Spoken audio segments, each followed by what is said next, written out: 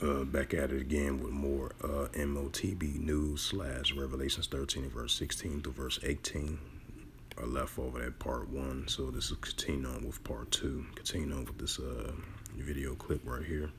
As we've seen recently, Saudi Arabia just ditched the American dollar. Raise our taxes to pay for those higher interest payments. Another problem would be the value of the dollar itself would be affected because it would no longer be needed by other countries. That makes traveling overseas a lot more expensive. It makes buying things that are made in other countries more expensive. And it becomes harder to retire because those retirement accounts, those IRAs and 401ks would be negatively affected. Remember, less foreign dollars buying assets equals slower growth. Question is, why is Saudi Arabia doing this? Some people blame US leadership in Congress for creating the situation.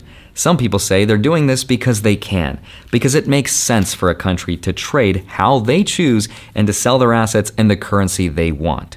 But it's also because of their commitment to the BRICS alliance. That's Brazil, Russia, India, China, and South Africa. Countries like China and Russia, for example, have been reducing their dependence on the dollar for a while now, which is why China recently dumped a bunch of US Treasury bonds. And it's also why the dollar as a reserve currency has reached a 14-year low. So how can the US fight this then? Now, short of declaring freedom on a country, the US can also raise its federal fund rate, or the interest rate, to attract more money to be parked here. And we have.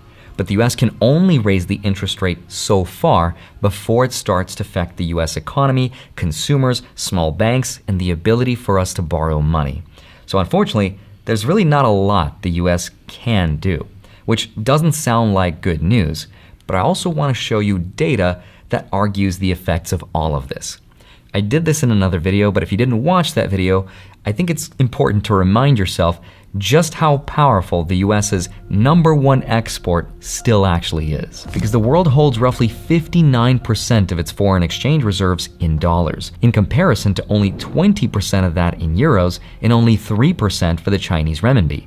And the dollar is used in 88% of foreign exchange transactions according to the Atlantic Council. And for the Chinese yuan, which a lot of people reference as a competitor to the dollar, just had 73 central banks abandon it in favor for buying more gold and US dollars. In fact, in a survey of global money managers, when they were asked what they wanted to do over the next 1 to 2 years with their currency, here's what they said. 18% of them said they would be adding to their US dollar, which is 3 times higher than what it was last year. And the dollar is also backed by the world's biggest, most advanced, and powerful militaries in the entire world.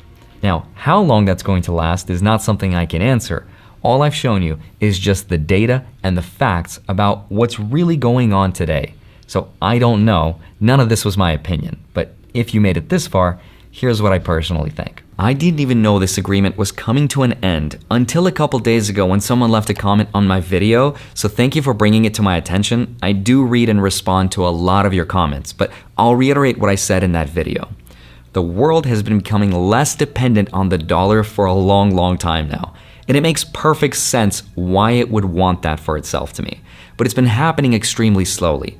And I can see in my lifetime how the dollar will continue to play less of a central role in global trade. But do I think it's going to be replaced by another currency? Not in my lifetime, even with this agreement coming to an end. Now, rather than just saving my money and worrying about the end of the world, about something that is completely outside of my control, I focus on what I can control, which is just investing into the stock market, into low-cost broad market index funds, and reinvesting all of my dividend income back into my dividend stocks. And as an insurance policy, I also like to buy some Bitcoin. Now, I don't think that Bitcoin will ever become a currency, but Bitcoin has what I like to call a lot of attack vectors for preserving and creating wealth. For example, I think the generational wealth transfer from our parents alone will make Bitcoin outgrow the size of gold. I think we'll see more countries with high inflation adopt the Bitcoin standard. We'll see more pension funds join Bitcoin. It'll be added to mutual funds inside of people's retirement accounts like 401ks and IRAs. I think Bitcoin will eventually become a world reserve asset, a store of value, especially for currencies that get printed out of thin air. Now, it's not just a hedge against the dollar, it's also a hedge or a bet against any other currency that may or may not replace it. Now, I also hold some real estate because they can't print more of that. I have some stocks, I have some bonds, I have some dividend stocks as well. Now, if I'm wrong on any one of them, which I could be, hopefully if I'm right somewhere else, then I'll be all right. That's just my approach. With that, there's a lot of risk and of course mistakes which are made public, but I still hope that you get some value and insight anyway. I'd love to hear what you think and what you're doing. Let me know what I might have missed. As always, I hope you have a wonderful rest of your day. Smash the like button, subscribe if you haven't already. Don't forget to grab your free stocks. Links are down below and then go track them automatically with the spreadsheet link down below in my Patreon. Thank you so much for watching this video. I'd love to see you back here on Monday and Friday, sometimes a Wednesday. I'll see you soon. Bye-bye. So as you see, he explained a 15-minute video. I know it was kind of long, but it explained that, the U.S. dollar is being ditched by Saudi Arabia, and he was explaining the insights of how it's going to affect, the economy, with the interest rates and everything going up and everything as we currently seeing, from history all the way into now. He explained it in a 15-minute video. So this is part 2 of this video after I left off of part 1. Had to cut it short because I had a phone call from a family member. So this is continuing on part 2 of this video.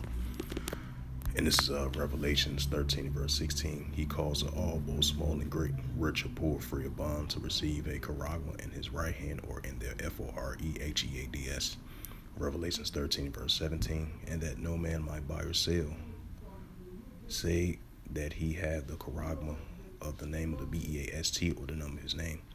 Revelations 13, verse 18. Here is wisdom. Let him count understanding. Count the number of the BEAST, for it is the number of a man, and his number is SIX 300 score and SIX. So with that, I'm going to go ahead and close out this lesson from part 1 and part 2. So with that, I'd like to give all praises and glory and honor to Yahweh Ba'Hashem, Yahweh Shai Ba'Hashem and Karkadash. Barak Thumb to the elders, Wa'akyam Wa'akwaf. Until next time, I will say Shalom.